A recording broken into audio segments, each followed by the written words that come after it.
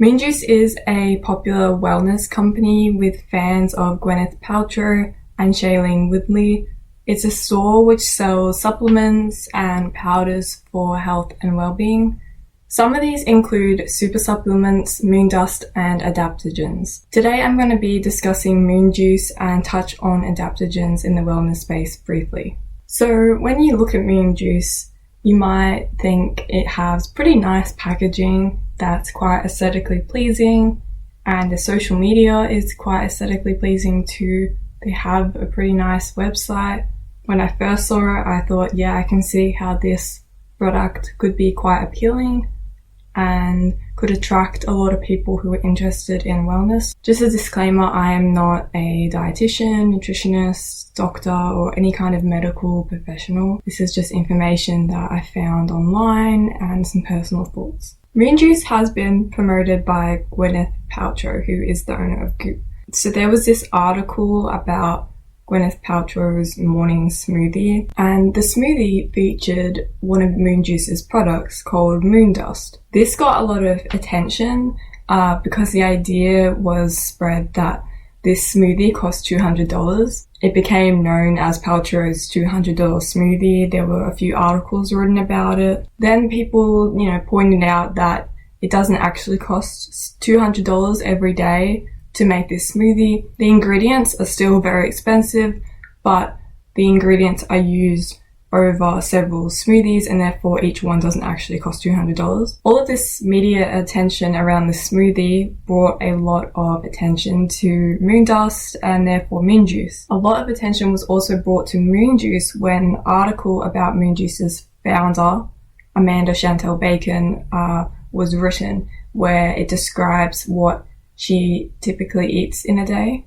This article was called How Hollywood's Favorite Juice Bar Owner Eats Every Day. This article gained popularity because there is a lot of powders and supplements used throughout the day, and it just seems very expensive and it's just not relatable for a lot of people. Just to give you an idea of what I'm talking about, 8 a.m. includes a morning chai drink which has plant protein, almond butter, but also powders like brain dust, maca powder, and then later on at 9:30 a.m. is a green juice with 3 tablespoons of bee pollen and activated cashews.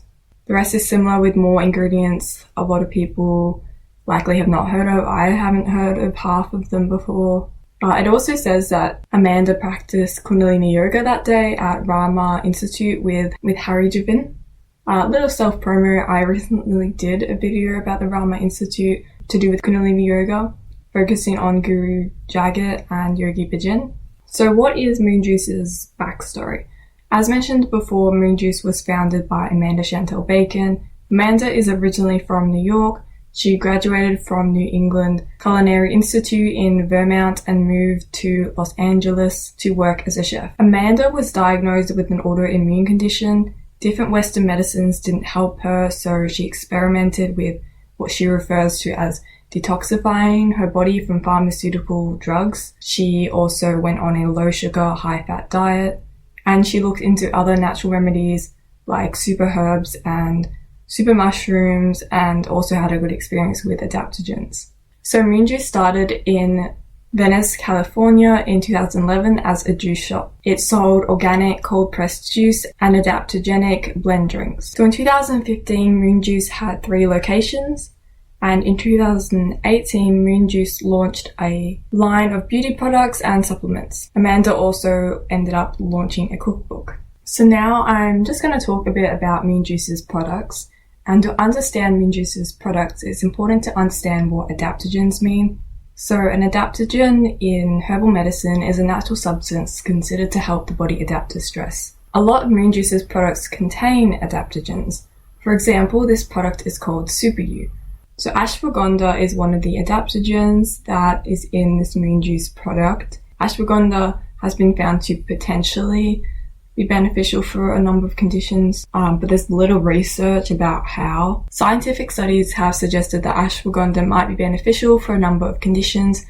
That said, researchers do not know a lot about how the herb reacts within the human body. Most studies so far have used animal or cell models, meaning that scientists do not know if the same results will occur in humans. Many of the studies so far have been small, conducted in animals, or had flaws in their design. For this reason, researchers cannot say with certainty that it is an effective treatment.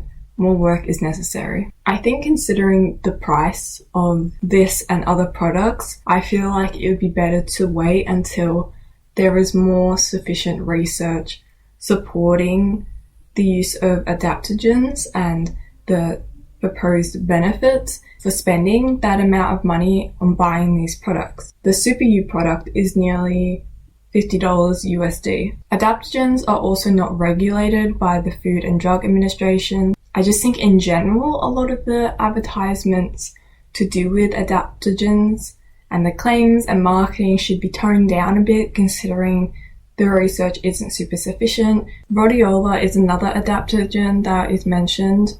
People use this to treat fatigue, stress, anxiety, depression, but again, there's no good scientific evidence to support the use of rhodiola for any of those uses, and there's not enough reliable information to know if it's safe to use in the long term.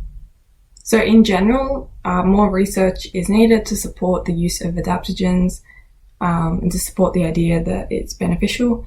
Despite this, why then do a lot of people buy moon juice? The most obvious point, I think, would be the fact that not everyone is going to go read up about the evidence of adaptogens. Again, it's nice packaging. If you're attracted to any kind of wellness products, especially like alternative medicine, then it's going to be quite an appealing product. And if it doesn't seem harmful, then why not give it a try and experiment, right? Plus, if someone is dealing with fatigue, for example, and nothing else has worked for them, they may see no harm in experimenting. There's also a lot of positive reviews on the website, so that helps with marketing the product. But these reviews cannot be taken as sufficient evidence to suggest that the adaptogens work, as things like placebo could be at place here, and other factors can influence how a person feels throughout the week. It also seems like people are not necessarily consulting their doctor when they're taking these adaptogens.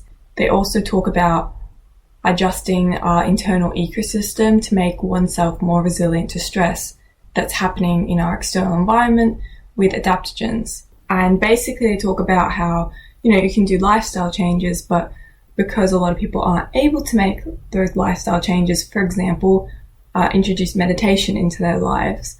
Therefore, by taking an adaptogen, they can adapt to the stress and, continue and manage their stress better in their lives because they don't have time to meditate. It's not always accessible. It's not always doable. People can't always implement different lifestyle changes into their lives due to their different circumstances. However, personally, I don't think adaptogens are the answer for managing stress in terms of it being like the main solution. I think ideally we would be able to look at some of the most predominant causes of stress. For example, a lot of work hours or stressful work environments that people work in, addressing those root causes, more structural changes that would actually allow people to make adjustments within their lifestyles that wouldn't require them to adapt to the stress around them. In order to adapt to the stress around them, they have to pay a lot of money on supplements and products that have these adaptogens in them, which in itself isn't accessible for everyone to do. I also want to note that Moon Juice isn't the only company that is using adaptogens in their products. There is a lot of other wellness drinks out there that are using adaptogens. They all have very appealing packaging. It seems to be a growing trend. There's also this Instagram post which they talk about in this article. And on the Instagram post, it talks about trained alchemists. It says, pop into the store and co-create with one of our trained alchemists. It's quite a misleading title because it presents the employees to have some expertise that they do not have. So I want to talk a little bit about Amanda's wellness practices and privilege. She made some comments about the privilege surrounding wellness. So she talks about how she doesn't talk a lot about her wellness practices because it seems to make people angry. She went to a place in LA. She participated in different wellness practices and basically made a post on Instagram because she thought that maybe it might be helpful for someone. And a lot of people made comments that it was obnoxious or about how privileged she was. And she does agree with this, and she does believe, that it's not accessible to everybody. But like in this comment here, it says, it is a privilege to be able to do this, but most of these people that have a cell phone and have social media and are yelling at me, they have expendable income. But if you go out and you have cocktails and you get your nails done and you have buy seasonal fashion, it's about prioritizing. I don't drink cocktails and I don't get my nails done, and I don't know the last time I went shopping.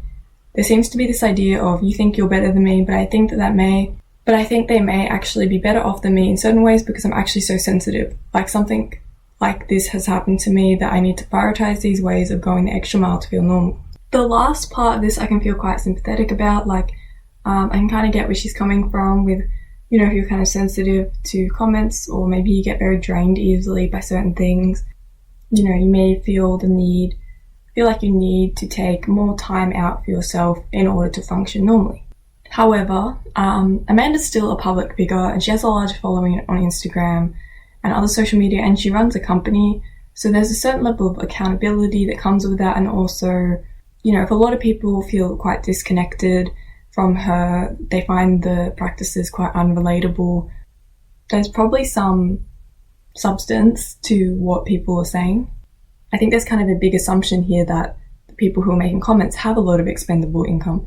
A lot of people have a phone and still do not necessarily have a large amount of expendable income. Not everyone in those comments are going to be doing the things that Amanda is suggesting, because on one hand, it's like she seems to be agreeing and understanding that, yes, there is privilege in the wellness practices she is participating in and being able to afford. But at the same time, is then kind of brushing it aside and saying, basically I just prioritize her activities differently, saying that people can, instead of getting nails done, could go jump into a cold plunge pool instead, or go to a sweat room, just essentially put their money towards different things.